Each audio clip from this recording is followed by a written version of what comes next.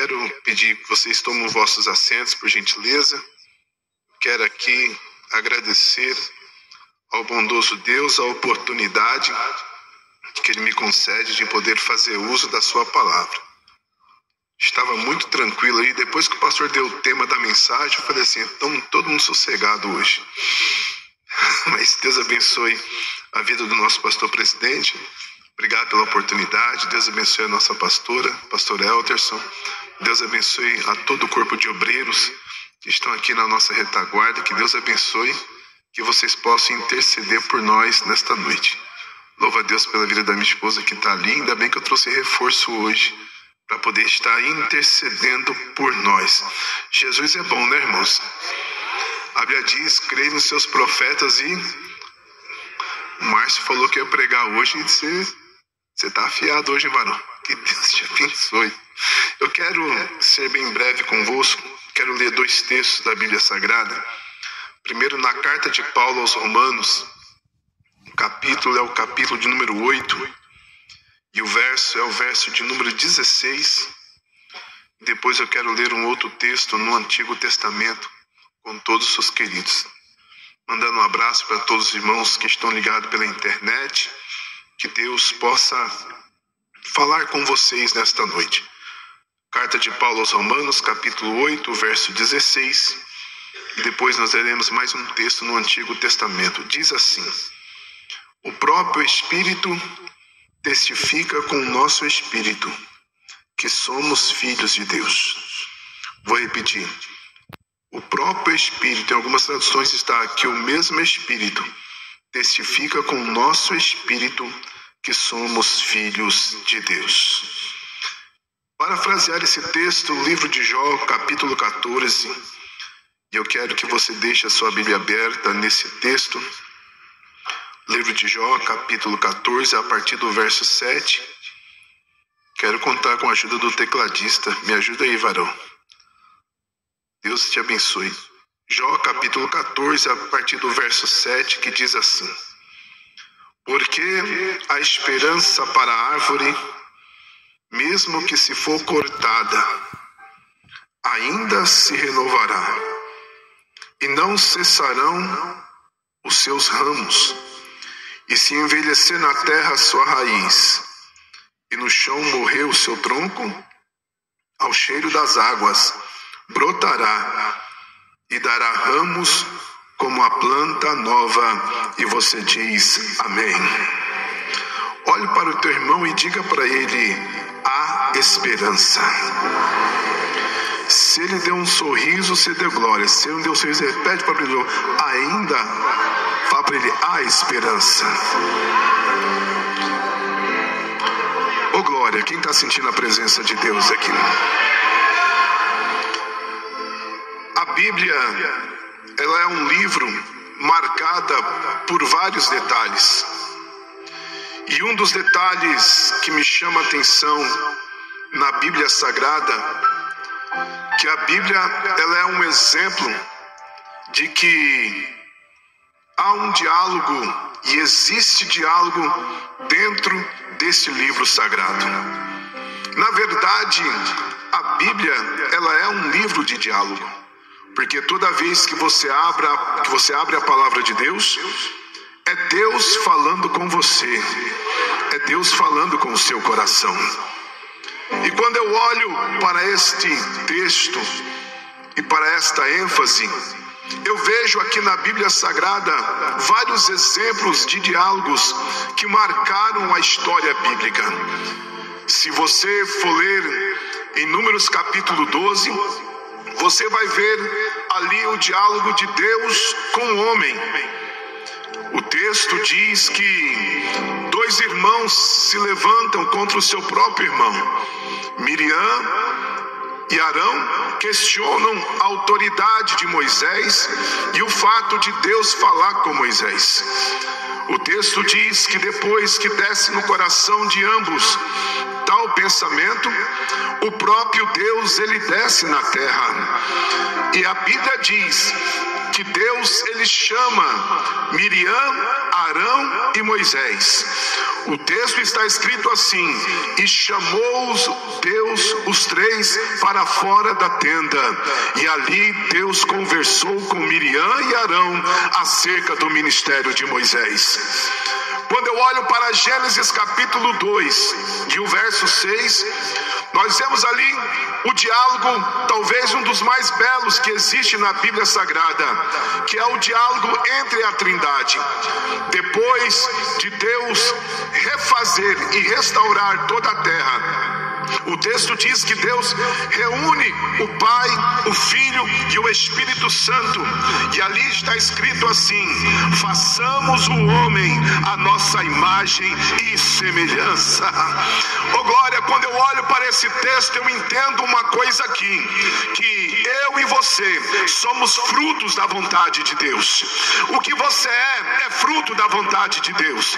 O teu ministério é fruto da vontade de Deus.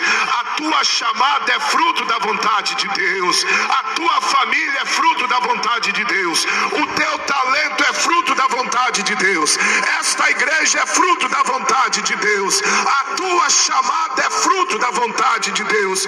Eu quero que você pegue na mão do teu irmão com muito carinho e com muito respeito e diga para ele assim: o que você é fruto da vontade de Deus. O que você foi fruto da reunião. O que você foi fruto da reunião da eternidade.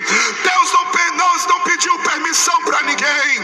Deus não pediu conselho para ninguém. Simplesmente Deus reuniu o Pai, o Filho e o Espírito Santo e foi decidido: façamos o homem a nossa imagem e semelhança. Você foi feito, você nasceu no coração de Deus, você nasceu na eternidade.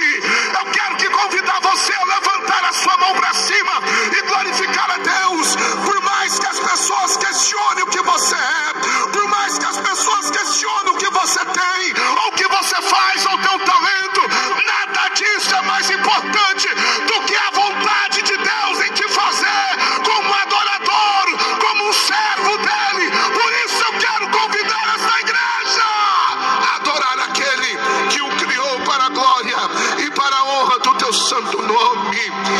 Quando eu olho para Lucas capítulo 1 e o verso 8, eu vejo um outro diálogo na Bíblia Sagrada. Eu vejo o diálogo entre o anjo e o homem. O texto diz que um casal por nome de Zacarias e Isabel há muito tempo estavam aguardando um milagre da parte do Senhor. E o próprio texto e a história diz que a própria família de Isabel e Zacarias não acreditava mais que eles pudessem ter a oportunidade de ter um filho. Tudo estava contra a situação financeira, a situação geográfica, e para ajudar a sua própria idade já não ajudava mais. Mas o texto diz que um dia Zacarias levantou e foi para o templo à espera de entrar no santuário, porque havia um sorteio, e o texto diz que naquele dia coube o sorteio cair para Zacarias. Zacarias entra no templo, talvez pensando assim: vai ser mais um culto, vai ser mais uma reunião. E quem estava do lado de fora estava dizendo assim: do que adianta ser sacerdote, mas não tem fruto? É sacerdote, mas não tem fruto. É crente, mas não tem fruto. Porque geralmente as pessoas costumam julgar a árvore pelo fruto. Mas eu quero dizer uma coisa: que toda árvore ela passa por uma estação do tempo que se chama inverno, que se chama outono. Não é porque o galho está seco que não tem vida. Não é porque o galho não tem fruto que não tem esperança. Não é porque o galho não tem aparência que Deus não está lá. Eu quero dizer uma coisa para você nesta noite: hoje coube a sorte de você entrar aqui no templo e Deus vai falar com você.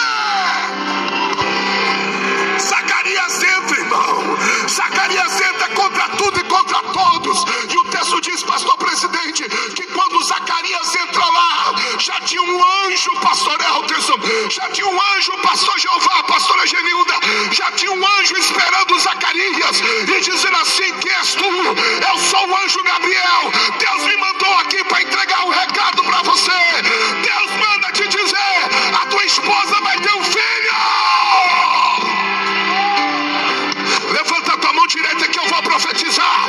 Você tem um anjo de Deus te aguardando lá na tua casa. A bênção de Deus está te aguardando lá.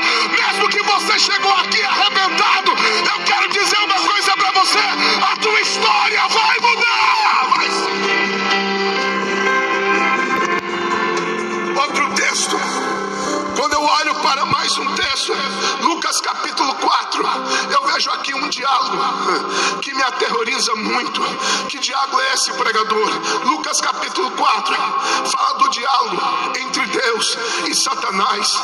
O texto diz que o Espírito Santo, ele leva Jesus para o deserto, e Satanás estava esperando ele lá. E Satanás começa a ter uma conversa com o próprio Deus e diz assim: se tu és o filho de Deus, lança-te daqui para baixo. E Jesus falou assim: não, Satanás, eu posso estar no deserto, mas o deserto não está em mim. Eita, eu posso estar no deserto, mas o deserto não está em mim. E aí o que vai ser? Na Bíblia diz: não tentarás ao Senhor teu Deus. A mesma coisa eu quero dizer para você: vai-te embora, Satanás, porque está escrito: somente a Deus adorará. Existe uma batalha aqui nesta noite aqui, irmão, querendo você ou não. Existe uma batalha nas regiões espirituais, uma batalha entre o bem e o mal, uma batalha entre Deus e Satanás. É Satanás falando, vai sair murmurando. É Deus falando, vai sair adorando. É Satanás falando, vai se matar. É Deus falando, vai sair cheio do Espírito Santo. Eu quero crer que nesta noite, levanta a mão direita, levanta a mão direita, começa a receber a presença do Eterno aí.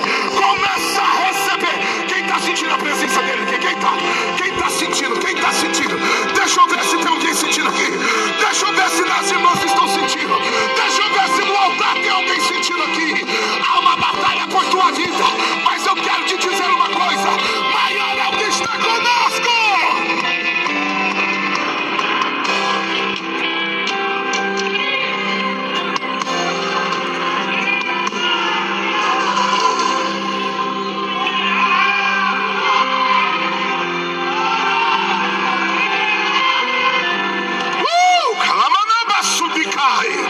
Eu vejo labaredas de fogo nesse lugar aqui, irmão. Eu vejo labaredas de fogo sobre a cabeça dos crentes aqui, irmão. Eu vejo anjos de fogo, galera de fogo, sapato de fogo, manto de fogo, irmão. Só os que creem que Deus está nesse lugar. Abre a tua boca e glorifica, crente. Fale línguas estranhas. Bota essa tristeza para correr. Bota essa angústia para correr. A noite de nós nos alegrar.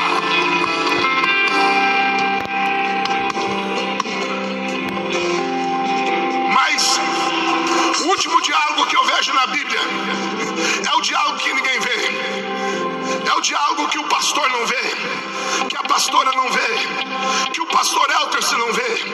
É o diálogo que o seu esposo não vê, que a sua esposa não vê. Que diálogo é esse, pastor? É o que Paulo escreveu aqui em Romanos capítulo 8 e o verso de número 16. Paulo diz assim, que o mesmo Espírito testifica com o nosso Espírito.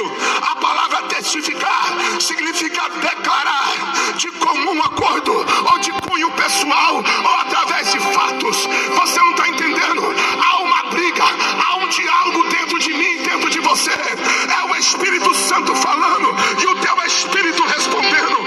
Haja vista que o mesmo Paulo escreveu que aquele que ora em línguas, ele edifica a si mesmo. Quando você fala em línguas, você está orando. É o teu Espírito se comunicando com o Espírito de Deus. É o Espírito do Senhor falando com o teu Espírito. E é o Espírito falando assim. O mesmo Espírito testifica, o mesmo Espírito declara, o mesmo Espírito afirma. Não, você não levantou a mão ainda. O mesmo Espírito vaticina. Vaticina o quê? Que você é filho. Você é filho. Não, você não. Você não entendeu. Você é filho. Você é filho. Você é filho. Você é filho de... Quantos filhos de Deus tem aqui nesta noite aqui? Mas eu preciso correr. Mas não existe nenhum texto que possa deixar isso mais claro, pastor presidente. Essa luta, esse diálogo que existe dentro de nós, é o diálogo do Espírito de Deus com o Espírito do homem. E quando eu fui orar, Deus me levou para Jó capítulo 14. A Bíblia fala desse homem, esse homem que até então e tinha uma vida abastança, irmão. Tinha uma vida que todo homem gostaria de ter, né, irmão? Dinheiro, casa boa, né, irmão? Carro bom para andar, dinheiro para viajar. A esposa de Jó, então, irmão, devia andar com alegria do outro lado, né, irmão? Os esposo tinha dinheiro e além de tudo era crente. Os filhos eram crentes. Era tudo que uma mulher sonhava. Mas a vida de Jó, ela foi atormentada por uma batalha, por algo que ele nem mesmo sabia. Uma divisão nos céus. Era Deus de um lado afirmando que Jó era justo e Satanás afirmando do outro lado: ele só te adora por aquilo que o Senhor dá. Era Deus avisando: não, Jó é crente porque ele me adora, porque ele gosta de mim. E o Satanás falando: não, ele te adora porque o Senhor dá dinheiro para ele. Os filhos dele é tudo gordinho que nem o pastor Elton, é forte, tá tudo volumoso. Não, aí Deus falou assim: pode tocar nele, pode tocar na sua saúde, pode tocar nos seus filhos, pode tocar em tudo, arranca tudo dele. Aí eu percebi uma coisa, irmão, que quando Satanás pensou que tinha arrancado tudo de Jó, ele se esqueceu que o tudo de Jó era Deus. O tudo de Jó era Deus. Pode te arrancar dinheiro, pode te arrancar posição, pode te arrancar emprego, pode te arrancar alegria, mas o Espírito de Deus que está dentro de você, ninguém arranca, ninguém arranca, ninguém arranca, ninguém arranca, ninguém arranca, ninguém arranca, ninguém arranca, ninguém arranca, ninguém arranca.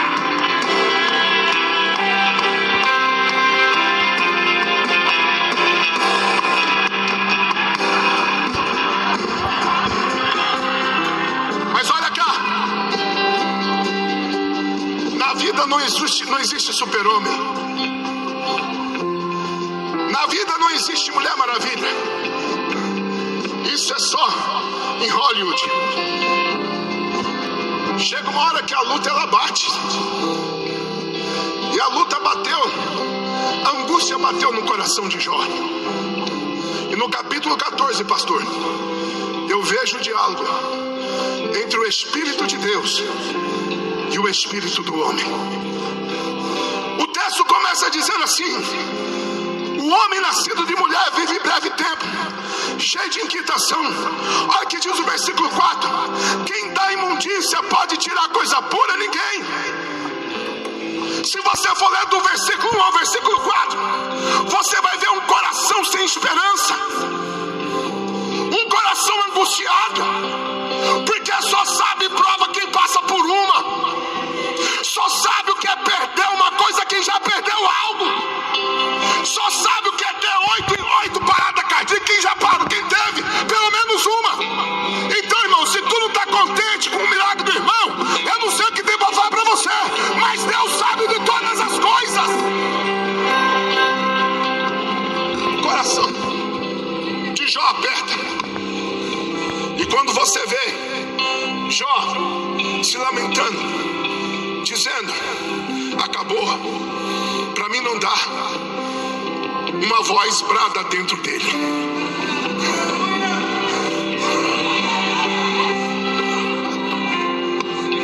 fala pro teu irmão assim, uma voz brava vai bradar dentro de você hoje.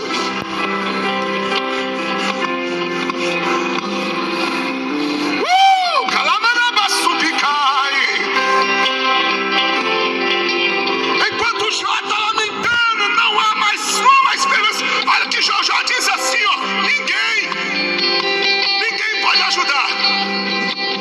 Aí o Espírito brada no coração de Jó: ainda, porque há esperança. Agora eu quero que você imagine comigo o diálogo. Eu tenho aí 5 minutos. Vou falar só sobre o primeiro ponto, que eu quero vigiar na terra, né, irmão? Jó está dizendo que não tem esperança. O Espírito brada: há esperança. Aí o Espírito do homem pergunta: por que há? Por isso que Jó é um livro poético, porque você vê que é um livro de diálogo. Aí o Espírito mostra para Jó por que há esperança. Ele diz assim, olha o que diz o texto: porque há esperança mesmo para a árvore que, se for cortada, ainda se renovará. Agora presta atenção aqui. Quantos de vocês aqui já foi em um velório esse ano aqui, não? Você pode pedir para desenterrar o corpo. O corpo foi arrebatadinho. Mas se você fosse enterrar o corpo agora, você vai ver que o corpo está em fase de decomposição. Por que, pastor, que o corpo do morto está em fase de decomposição? Porque não há vida. Só se renova aquilo que tem vida. Pastor Elton, por que há esperança? Porque você está vivo. Não, você não entendeu. Você está vivo. Segura a mão do teu irmão. Você vai fazer, irmão, dá um glória aí, irmão. Dá um glória. Fala assim. Fala para ele assim, eu tenho uma boa notícia para te dar. Fala, eu tenho uma boa notícia para te dar. Você está vivo. Você está vivo. Você está vivo. Se tem vida, tem esperança. Se tem vida, tem esperança. Se tem vida, tem renovo. Se tem vida, tem batismo. Se tem vida, tem cura. Se tem vida. Tem vida aqui, tem vida aqui, tem vida aqui. Tem vida aqui, tem vida aqui, tem vida aqui. Tem vida lá, tem vida lá, tem vida lá. Então a esperança, irmão. A esperança, minha irmã. Levanta a cabeça, levanta a cabeça. Agora!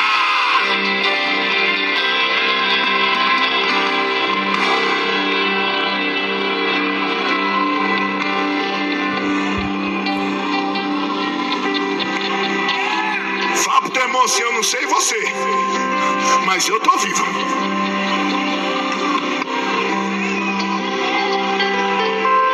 E se há vida, vai ter renovo. Não, você não entendeu. Se há vida, tem renovo.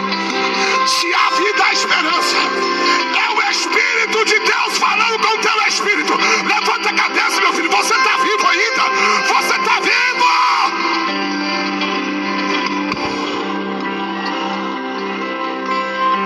Eu citei aqui uma vez. Lembra de Gênesis capítulo 1? Versículos 1 e 2. E a terra era sem forma e vazia. Meu Deus, que cenário, né? E havia trevas sobre a face do abismo. Irmão de Deus, o cenário é terrível. Quem olhava falava assim, já era. Quem falava dizia assim, esse é o fim, acabou. Mas aonde o pessoal coloca um ponto, Deus coloca uma vírgula de baixo. Fala pro teu irmão, o texto não acaba aí. Diz lá depois, mas o Espírito de Deus pairava sobre as águas, se movimentava sobre as águas. O Espírito só está onde há vida. Pode estar morto por fora, mas por dentro ainda tem vida. Pode estar feio por fora, mas por dentro o Espírito de Deus ainda está vivo.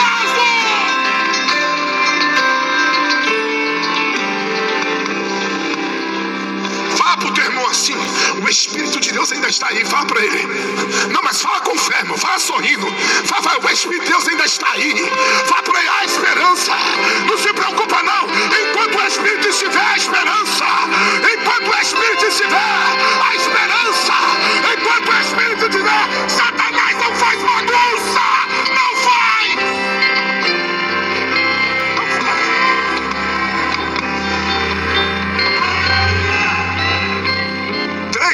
Tenho 3 minutos e encerro. Porque esse segundo ponto,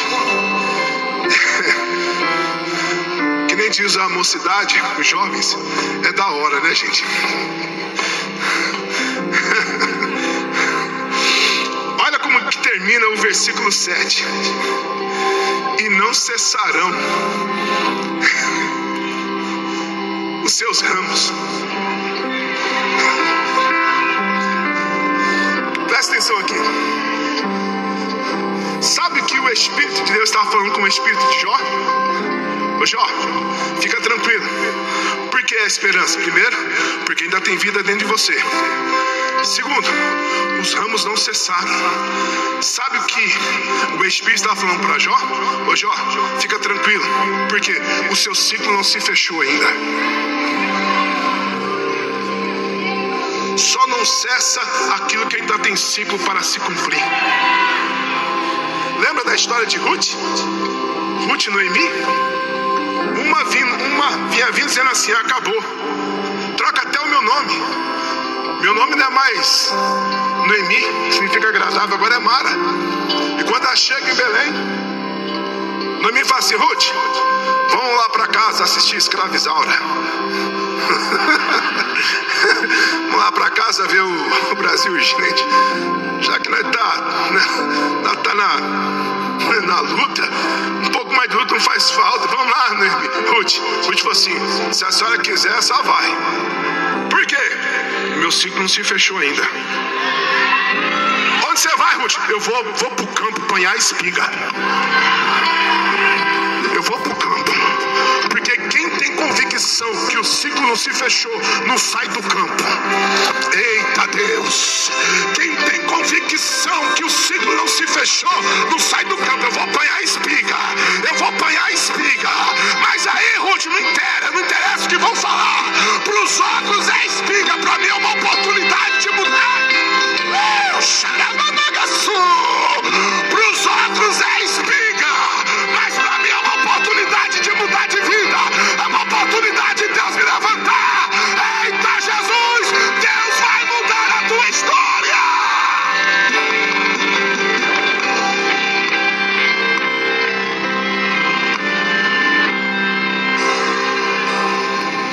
Fala pro teu irmão assim: o teu ciclo não se fechou ainda. Você quer parar por quê? Você quer desistir por quê? Você pode estar no meio da cinza, mas ainda tem vida aí. Você pode estar com um caquinho de telha, mas ainda tem vida aí. A maior certeza que Jó tinha, que o ciclo dele não tinha se fechado, é que ele diz assim: pastor Edson Silva, para vocês que pensam que meu ciclo se fechou, eu tenho uma resposta de Deus que o Espírito falou dentro de mim. Fala, Jó, eu sei.